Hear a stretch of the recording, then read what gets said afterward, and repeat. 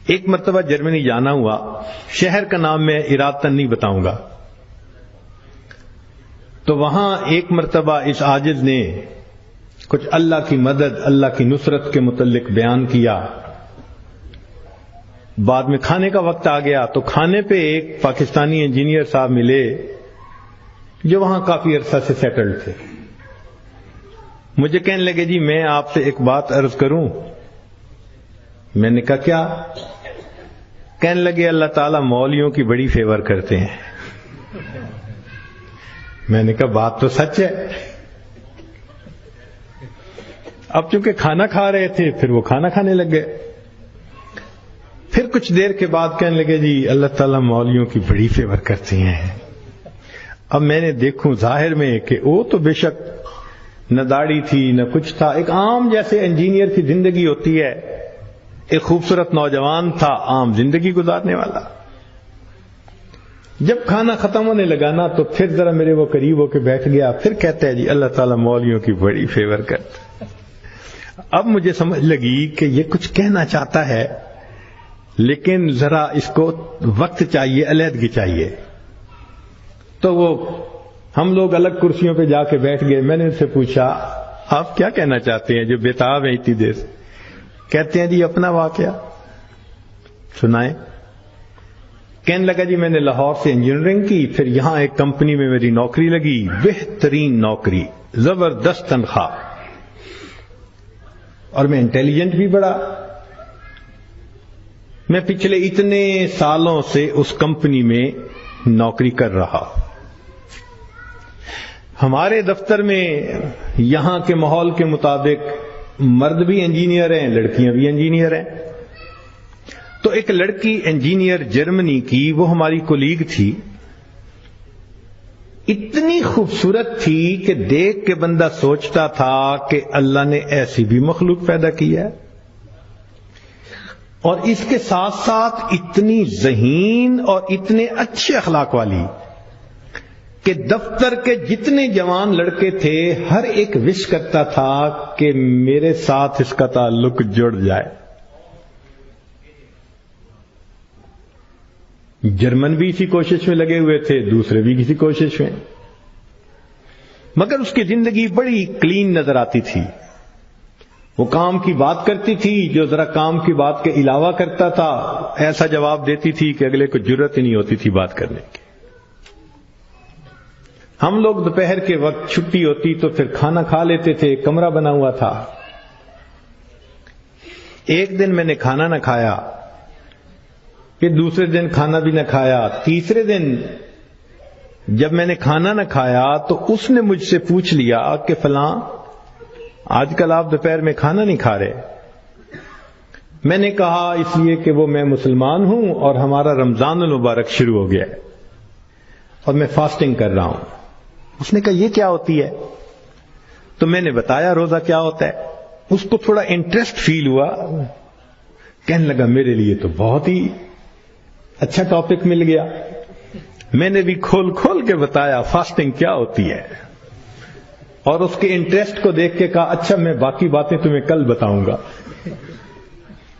اگلے دن پھر میں نے اس سے کوئی بات کی، ہماری بات رمضان شریف پہ چلنی شروع ہو گئی، اور وہ بھی اس کھانے کے وقت میں کچھ دیر بیٹھ کے مجھ سے اسلام کے بارے میں کوئی بات سن لیتی۔ میری کوشش یہ تھی کہ رمضان شریف کے دوران میری بات چیت اتنی شروع ہو جائے کہ کمفرٹیبلی ہم ایک دوسرے سے کمیونیکیٹ کرنے لگ جائیں۔ جرمن لڑکے مجھے دیکھتے تو وہ مجھ سے بڑے خفا ہوتے، یہ اس کے ساتھ بیٹھ کے کیوں 10 منٹ باتیں کرتا ہے؟ بھائی جب سے ہم سے 1 منٹ بھی بات نہیں کرتی۔ خیر رمضان شریف ہونے تک مجھے اتنا اندازہ ہو گیا کہ اس کے ذہن میں اسلام کے بارے میں مزید جاننے کا بھی شوق موجود ہے۔ تو میں نے کچھ انگریزی کی کتابیں بھی اس کو منگا کے دیں کہ پڑھو، اور میں تو چاہتا تھا اللہ کرے یہ مسلمان بنے، پھر تو ہمارا ہی نمبر لگے گا، کیونکہ باقی تو سارے یہاں کافر ہیں۔ بڑی میری کوشش تھی اور میں بڑے خلوص سے کوشش کر رہا تھا یہ مسلمان بن جائے کہ اللہ کی شان کہ جو باتیں میں بتا سکتا تھا میں نے بتائیں، اور کچھ باتیں اس کو میں نے کہا کہ بھئی تمہارے قریب اگر کوئی مسجد ہے، وہاں عالم ہے، تو ان سے کوسچن پوچھ لو۔ 6 مہینے اس لڑکی نے اسلام کو سٹڈی کیا، اور ایک دن آ کے وہ مجھے کہنے لگی کہ کل میں نے کلمہ پڑھ لیا ہے، اور میں نے دیکھا کہ اس نے اپنا سر بھی ڈھکا ہوا تھا۔ تو یہ اس بات کی دلیل تھی کہ یہ مسلمان بن چکی۔ میری تو خوشی کے انتہا نہیں تھی۔ میں نے عشاء کے بعد 10 رکعت شکرانے کے نفل پڑھے کہ یہ مسلمان بن گئی۔ میں کلیگ بھی ہوں، مسلمان بھی ہوں، اس کے پاس تو کوئی دوسری آپشن ہی نہیں ہے، تو اب میرا کام آسان ہو گیا۔ اب وہ جب موقع ہوتا نماز بھی پڑھتی، مگر زندگی چلتی رہی۔ سال میں ہمیں چھٹیاں ملتی تھیں جو اکثر وہاں کے مقامی لوگ یورپ میں ادھر ادھر بیچز پہ گزارا کرتے تھے۔ بات چلی کہ بھئی اس دفعہ چھٹیوں کا پروگرام کیا ہے؟ اس نے کہا کہ میرا ارادہ ہے کہ میں اس دفعہ ٹرکی جاؤں گی، سنیں وہاں بہت مسجدیں ہیں اور بہت علماء ہیں، میوزیمز ہیں، تو مجھے ذرا اسلام کو اور زیادہ سٹڈی کرنے کا موقع مل جائے گا۔ میں نے سوچا ترکی جائے گی تو میرا کیا فائدہ؟ اب میں نے اس کو آئیڈیا دیا، فوڈ فار تھاٹ۔ میں نے کہا تمہیں کیا پتا، اصل تو دین پاکستان میں ہے۔ اتنی مسجدیں ہیں، اتنے یہ علماء ہیں، اتنے فلاں ہیں۔ اب میں نے ایسی سہانی سٹوری اس کو سنائی کہ اس کو لگا کہ اگر مجھے دین سمجھنا ہے تو شاید وہاں انفارمیشن زیادہ مل سکیں گی۔ اور ادھر میں نے اپنی امی کو فون بھی کر دیا، امی میں کوشش کر رہا ہوں کہ یہاں سے ایک لڑکی آ جائے پاکستان، بس اس کو پھر آپ شادی کے لیے تیار کرنا، یہ آپ کا کام ہوگا۔ امی نے کہا بیٹا بات ہی کوئی نہیں۔ میری بہن ایک ایم اے انگلش تھی، ایک ایم اے اکنامکس تھی، بہنوں نے بھی کہا تم ایک دفعہ لے آؤ اس کو، ہم اس کو تیار کر لیں گی، مسئلہ ہی کوئی نہیں۔ اب میری کوشش کہ کسی طرح یہ سفر کرے۔ 2-3 دن وہ سوچتی رہی، پھر اس نے کہا کہ اچھا ٹھیک، میں نے ارادہ کیا ہے کہ ان چھٹیوں میں پاکستان جاؤں گی، مگر میں اپنی ارینجمنٹ خود کروں گی، تم فلائٹ نمبر بس بتا دو کب جا رہے ہو۔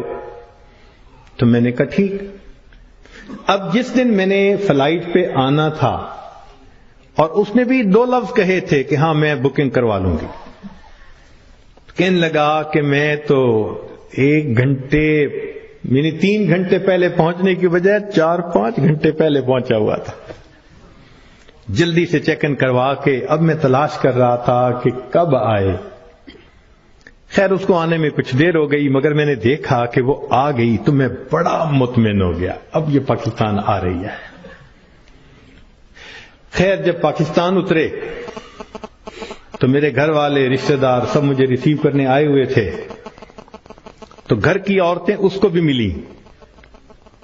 اس نے کہا کہ دیکھو میں نے ہوٹل کی بکنگ کروائی ہوئی ہے اور میں اس وقت تھکی ہوئی ہوں سفر کر کے، تو میں سیدھا ہوٹل میں جاؤں گی، اور کل جب میں کسی وقت فریش ہوں گی نا تو عورتوں کو کہا کہ تم ہوٹل آ جانا، میں تم سے ڈسکس کر لوں گی کہ مجھے کہاں کہاں انفارمیشن مل سکتی ہے۔ میری بہنیں اس کو دیکھ کے تو حیران ہو گئیں، اور انہوں نے شادی کی ڈیٹ اور پلاننگ وہ بھی شروع کر دی۔ اگلے دن میری امی گئی اور اس کو کہا کہ بھائی آپ ہوٹل میں کیوں رہتی ہو، ہمارے گھر میں آؤ۔ اس نے کہا میں ذرا یہاں کمفرٹیبل ہوں۔ امی نے کہا چلو کھانا کھانے ہی آ جاؤ۔ اس نے کہا ٹھیک، تو وہ ایک وقت کھانے کے لیے گھر امی کے ساتھ آ گئی۔ ہمارا گھر ڈیفنس کے اندر اتنا بڑا بہترین محل نما گھر تھا، اور بزنس تھا ہمارا، کار ڈیلرشپ تھی۔ اب جو کار ڈیلر ہو وہ تو کروڑوں پتی ہوتا ہے۔ چھوٹا بھائی میرا مجھ سے بھی زیادہ خوبصورت نوجوان۔ خیر میری بہنوں نے بڑی کوشش کی کہ بھئی کسی طرح وہ ہاں کر دے کہ میرے ساتھ اس کی شادی پہ وہ راضی ہے، مگر وہ خاموش ہو جاتی، وہ ہاں نہیں کرتی تھی۔ پریشانی ہونے لگ گئی، دن گزر رہے ہیں اور ہاں نہیں کر رہی ہے. تو کہنے لگے کہ ایک دن جو ہے امی نے کہا کہ بیٹا اگر تم سے وہ راضی نہیں تو تمہارا چھوٹا بھائی بھی تو ہے، ہم اس کی آپشن دے دیتے ہیں. میں نے کہا ٹھیک ہے کوئی بات نہیں. امی نے چھوٹے بھائی کی آپشن دے دی. وہ سن کے پھر چپ ہو گئی. حتیٰ کہ آدھے سے زیادہ دن گزر گئے. فرض کرو 20 دن اس نے رہنا تھا تو 10-12 دن گزر گئے. اب امی کو ذرا فکر ہونے لگ گئی کہ یہ نہیں مانے گی. ہم پریشان بھی تھے. اللہ کی شان ایک دن وہ امی کے ساتھ بیٹھی بات چیت کر رہی تھی. کچھ کہنے لگا میرے ایک چچا ہیں، تبلیغی بندے ہیں، سارا دن مسجد میں پڑے رہتے ہیں اور کام ہی کوئی نہیں ان کو. ان کا ایک بیٹا ہے اور اس بیٹے کو انہوں نے جامعہ اشرفیہ سے مولوی بنا دیا.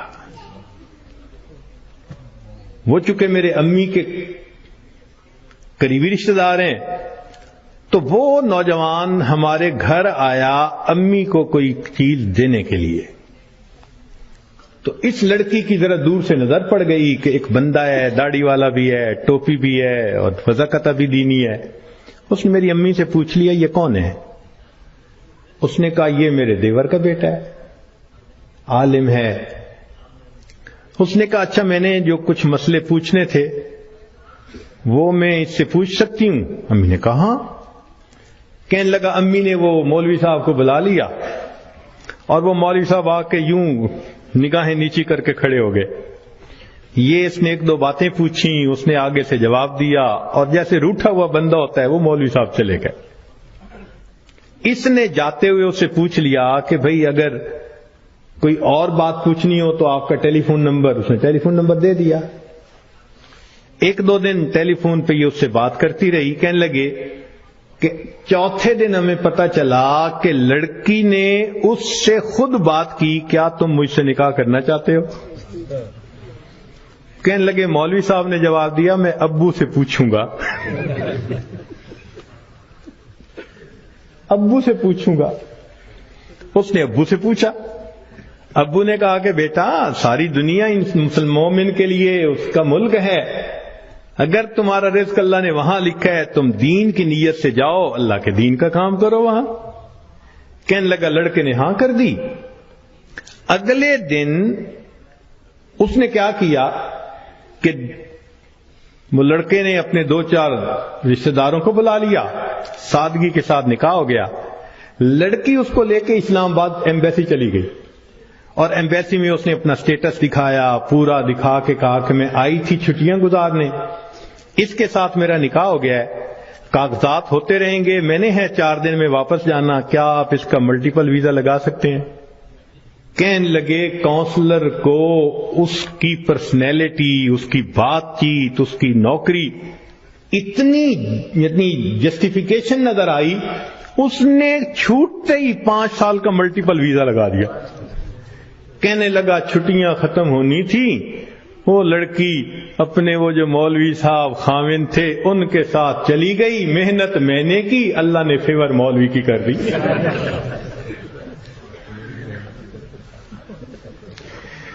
وَهُوَ يَتَوَلَّى الصَّالِحِينَ، وہ اللہ نیکوکاروں کا سرپرست ہے.